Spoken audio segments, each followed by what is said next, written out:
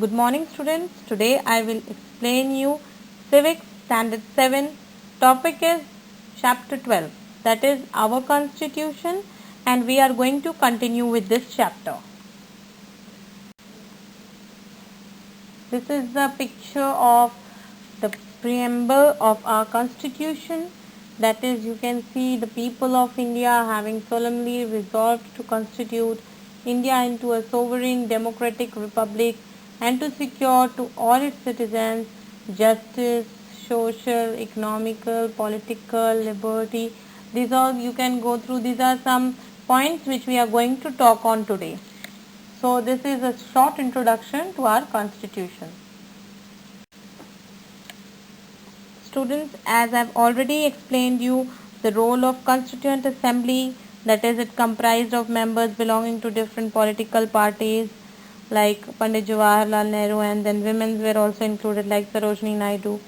Then framing of our Constitution, how the Constituent Assembly appointed drafting committee of 6 members, and the chairman at that time was Dr. Bhimrao Ramji Ambedkar, who is also known as the father of the Indian Constitution. And Dr. Ambedkar defined the vision and goal of our Constitution.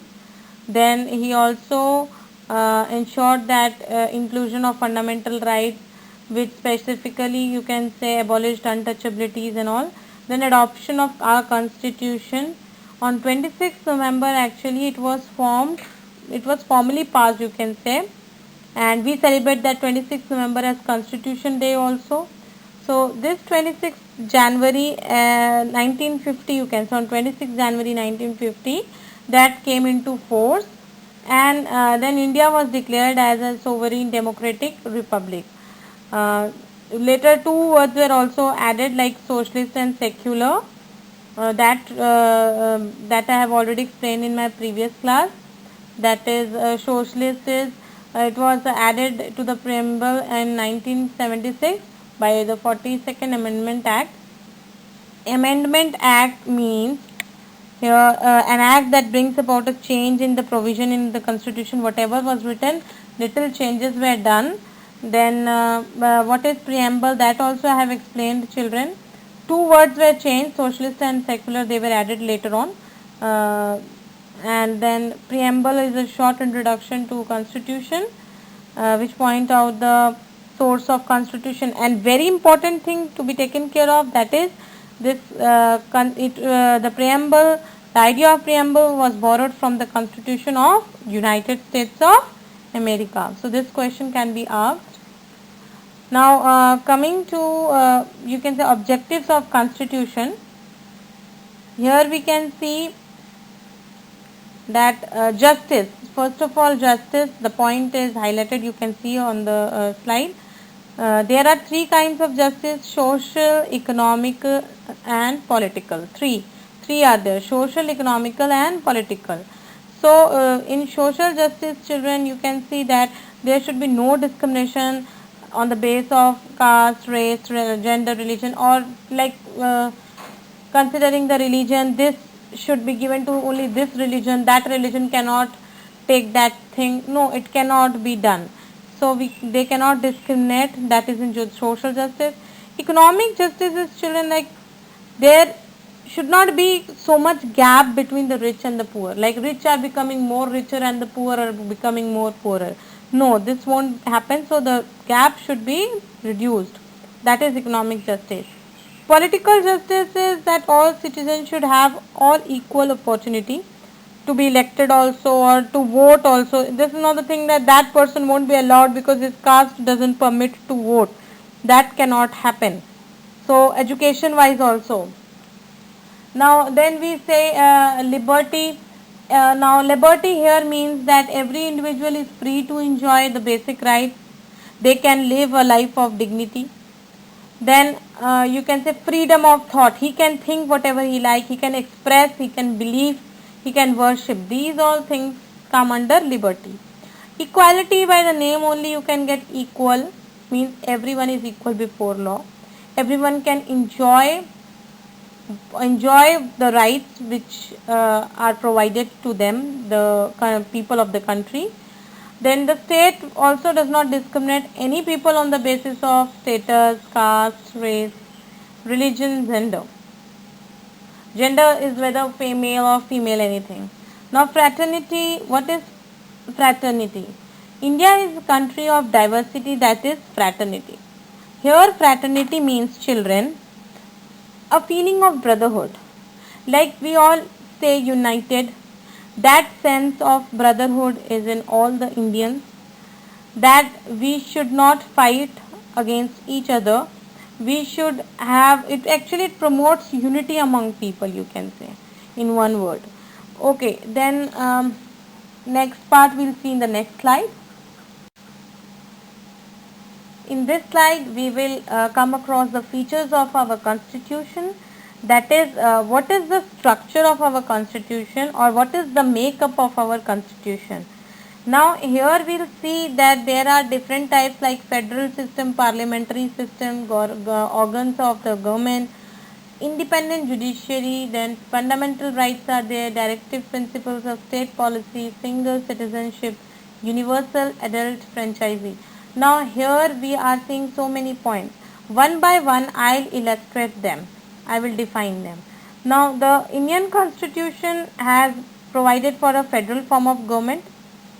What is the form of government? Federal form of government. Now this responsibility of governing our country, actually that has been divided into two parts, between the center and the state. So most probably whatever laws are made by the center, that are applied throughout the country. Once again I repeat, the laws which are made by the center are applied throughout the country, and laws made by the state will only apply within that particular state. Once again I repeat, the laws which are made in the state or within the state will be applied in that state only, but if they are applied in the center, then it will be applied throughout the country. Now coming to the second point, that is parliamentary system. Parliamentary system, here you can see the constitution provides for a parliamentary system both at center and in state. Parliament is actually divided into two houses. Everybody, I know you must know about parliament, and you should actually know about that. So because in day to day governance of everything, this term is regularly used. You can also hear in the news and all. So parliament system is divided into two houses, that is House of the People and Council of the State. So government at the center is answerable to parliament. Anything happens, that government which is making laws at the center, that has to answer the parliament. Now government at state level is answerable to state legislature, and the government which is at state level, they have to answer to the state legislature, but the government who is at center, they will be answering it to the parliament. Now what is legislature? Legislature means legislative body of a country or state. Now what is legislative body of a country or state? Legislative means having the power to make laws. So that body has the power to make laws of a country. Okay. So now coming to organs of the government.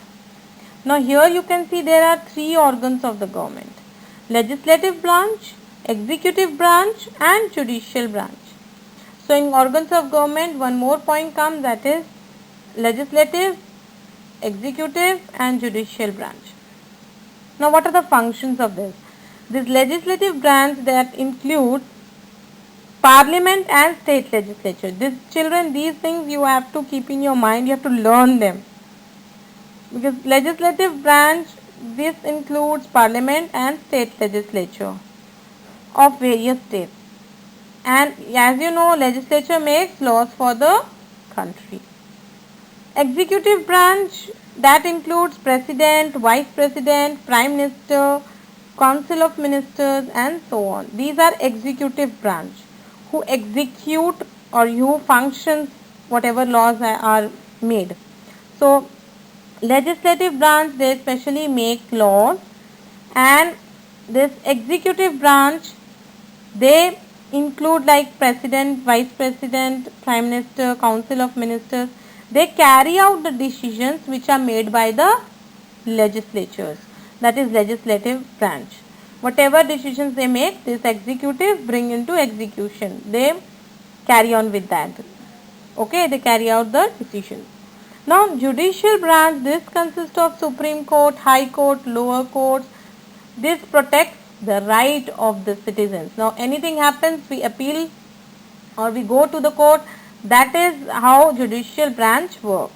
So three branch of the government, that is the organs of the government: legislative branch, which makes laws for the country; executive branch, which make or which you can execute the program, or they include president, vice president; and judicial branch, they look after the rights of the citizens, or they protect, you can say, like Supreme Court and High Court. Now coming to the independent judiciary. In independent judiciary, we will see that our constitution establishes an independent judiciary also. Now independent judiciary means a judiciary which can declare a law unconstitutional, means it is not in the constitution, or it cannot be agreed how, it cannot be accepted how, if it is against what? Against what? Against the fundamental rights which are written in the constitution, or any compulsory provision of the constitution. Means the following provisions have been made to make the judiciary independent. Now which are the provisions which have been made to make the judiciary independent? Specific qualifications are laid for the appointment of judges. Means particular kind of criteria is there, like this much qualifications a judge should have for the appointment. Then the judge of Supreme Court and High Court are appointed by whom? By the President of India. These all things you need to remember, that who appoints the judges of Supreme Court and High Court. So you have to write President of India.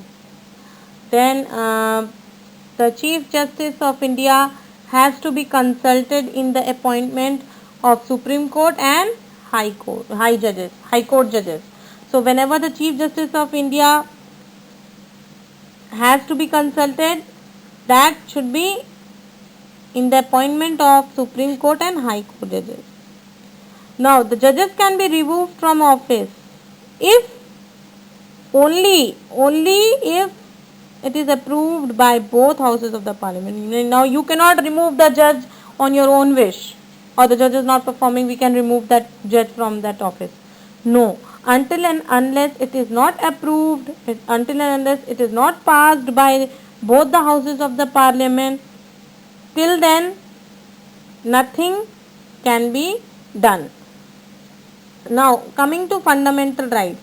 As we know that Indian constitution, it guarantees certain basic rights to the citizens, which are known as fundamental rights. Some rights we also have.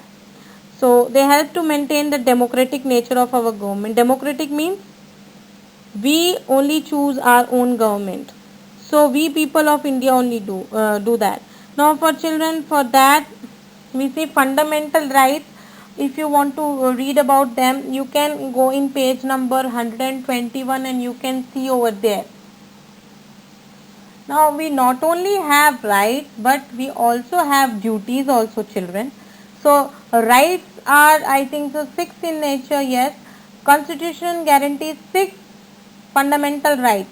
They are right to equality, right to freedom, right against exploitation, right to freedom of religion, cultural and educational right, right to constitutional remedies.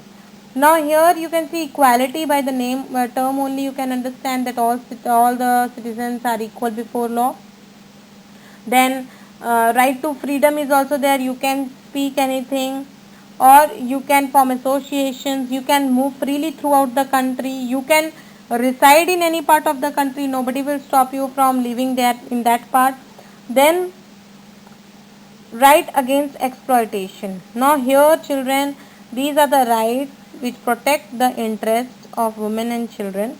It does not allow the children below the age of 14 to be employed, because it is, you can say, forced labor or child labor that we don't do. That is against exploitation. Right against exploitation means no one can exploit them. Okay. Right to freedom of religion. You can practice your own religion. Whichever religion you are in, you can do that. Nobody will say that you are Bengal, you have to become this, or you are this, you have to become a Hindu. No one will say. Cultural and educational right means everybody has the right to develop and preserve their own culture. So they can also establish their own educational institutions, like the Muslims also have madrasas and all. So you can open that. There is right for that. You can open and teach your own education. You can give your educational institution can establish. Then constitutional remedies are there. That is, if a government, a group or an individual violates any of the fundamental rights, then they can file a case in the court. The High Court and the Supreme Court, that much power, they have the power to set aside any law or order which violates fundamental rights of a citizen. Means you cannot do so. If anyone goes and file against you, then you are charged. Okay, then these are the fundamental rights which we have talked about. In third last point, we see directive principles of state policy, where you can see that in part 4 of the constitution there are certain principles which the government should follow, and they should aim to achieve them, whatever principles are there. So these principles which the government should follow are known as directive principles, because they direct in one direction. What is the aim of that main constitution which is made? So that is directive principles of state policy. So these principles should be followed in the administrative matter, all the thing related to offices and all, and while framing laws also. Now coming to the second last point, that is single citizenship. Here we can see citizenship gives people certain rights. In India there is single citizenship. So it can be asked, in India there is that citizenship, you have to write single citizenship. Now people born to the citizens of India are citizens of the nation and not of the state. Not only they suppose I am born in West Bengal, that doesn't mean that I am the citizen of West Bengal only, of that particular state only, but I am a citizen of India.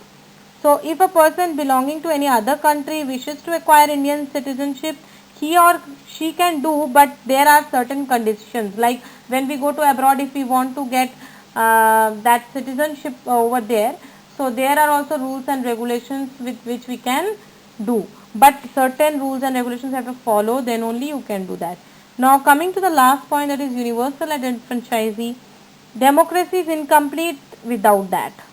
Now democracy is, you all know that democracy we say is a government chosen by the people. So here it is incomplete until unless we have universal adult franchisee. Now what does this mean? This means that all the adult citizens are given that much, you can say, that much power to elect their own representatives to the government. Every citizen of India who is 18 years of age, children, you all, when you will become of 18 years or you will become above, then only you will have the right to vote. Till then you cannot vote. So 18 years of age or above, the one who is, he has the right to vote. It doesn't matter what caste you belong to, what religion you have, what status, gender, nothing. So amendments to the constitution have been made to keep pace with the changing times. Now why the amendments are done?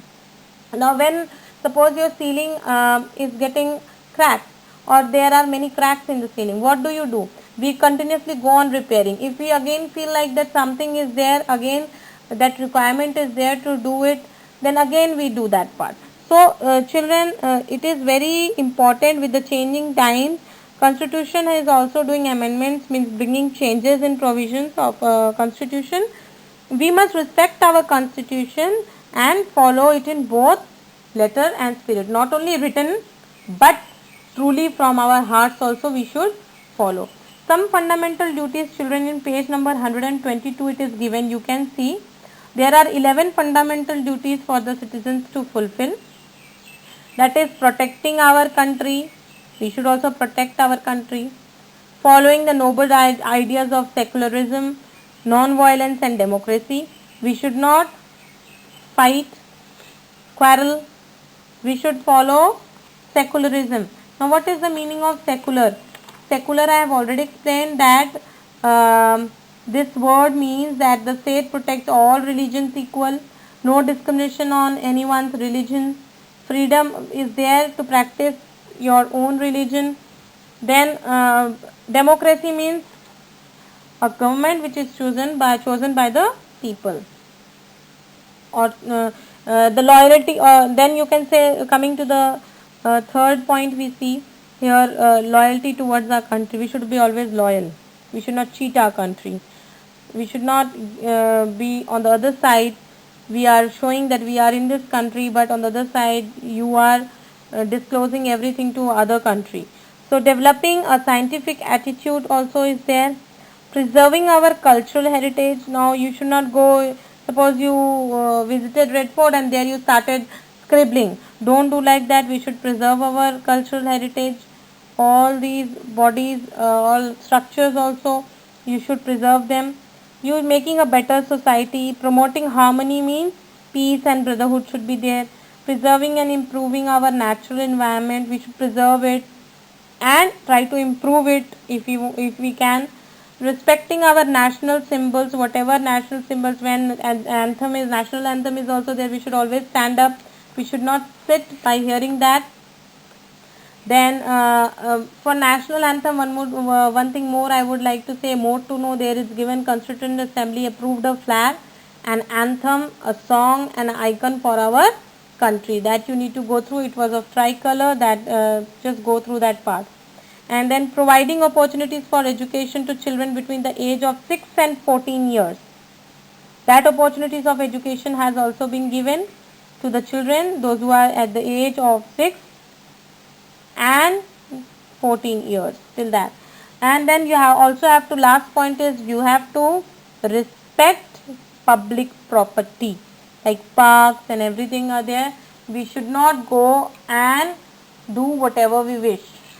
So that should be taken care of. So children, here we come to an end of the chapter. You have to be very thorough with the chapter. Go through each and every point. Everything is very important because you have to learn certain things in it. This is a new part for you, that is civics. So you should understand this. These are the political affairs which are going in and around the country, that we should be aware of. And do revise the chapter. And the question answers also will be discussed soon.